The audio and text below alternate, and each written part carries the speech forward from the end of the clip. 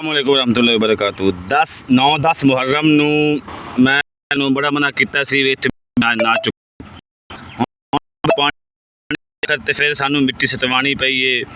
और वेखो ट्रालियां जा रही हैं, उत्थे टोड़ा वज्जा होया है, मिट्टी सटी रही है, इत्थे टोड़ा वज्जा होया है। लोग की आमदे 10 9 मुहर्रम नूं इंज आमदे ने कबर वालियां कोल, बस ये जनाब कबर वाले नाल समझदे ने, उत्थे जनाब आके नाल ही ना समना होंदा है।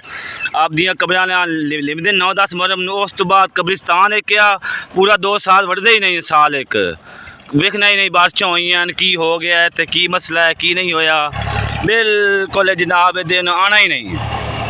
हुण मिट्टी सटा देन जनाब, इत्थे हुण उन्हां दा कोई बंदा है कबर वाले दा? कोई बंदा ही कोई नहीं, साडे बंदे मिट्टी सटा रहे हैं। और भाई बैठे ने मिट्टी सटवा रहे हैं, ट्रालियां आ रही हैं सट रही हैं मिट्टी, इत्थे टोड़े वज्जे होए हैं।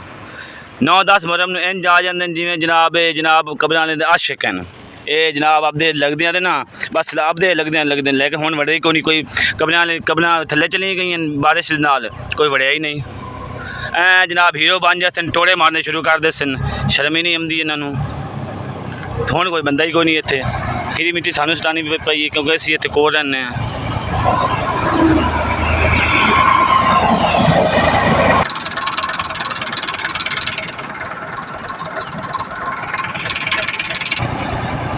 वेख रहे हो इस टोड़े च मना करते सी यार मिट्टी ना चुको, सड़क के नाल टोड़ा नाल इत्थे कबरां बनी हुई, कबरां च पानी चला गया है।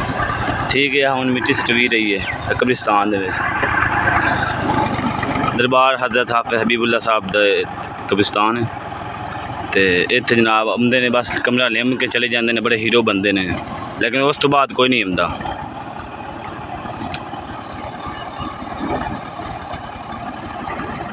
बकायदा ऐलान भी 2 3 चक्कर कराया थे नेड़े नेड़े भी मिट्टी ना चुकी करो, कबरें कब्रिस्तान चू गुनाह मिलता है, नाले कबरें पानी पाई जाता, लेकिन लोग नहीं खलोंदे।